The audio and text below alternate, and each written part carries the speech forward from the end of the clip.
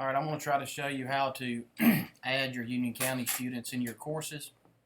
Here I'm in Miss April Bull's course in our Health Sciences 2. I'm going to come over here and I'm going to click People. Now you can see these are the people, these are the New Albany students who are enrolled in her Health Sciences 2 class. To add students, I'm going to come over here and I'm going to click Add People. This box is going to pop up. Now here, this is why you had to have the email addresses from your student. I'm just going to do one for her right quick. I'm going to type in the student's email address.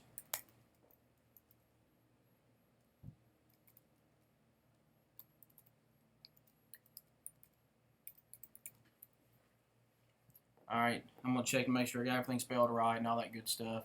I'm going to check here and make sure role says student, then double check to make sure that the course is the correct course in which the student is supposed to go into. And I click next. And you can do more than one at a time. All you've got to do is hit a comma and then a space before you add in the next email address. So you can put in multiple email addresses in that box. Like I said, just separate each one of them with a comma. And now saying validated and ready to add one user. I'm going to click here, add users. And now the student is enrolled. As I click done, you can see here, this is a student I put in just a few minutes ago to practice to make sure I was doing it correctly.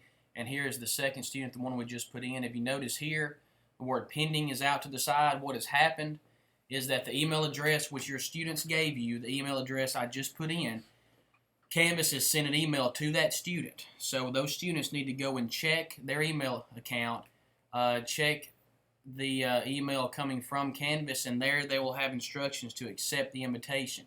Once they click to accept the invitation, they will have to create a password. Now their username is going to be the email address they gave us. So the email address we just put in when they log into Canvas for the first time, their username will be that email address. Like I said, when they accept the invitation, they come up with their own password. So make sure that they come up with something that they're not going to forget. And then that way they should be able to log into Canvas. They're in our accounts and all that good stuff. And once they accept the invitation and create their own password, this pending will go away and they will be enrolled in your class. If you have any questions, just come by and see me.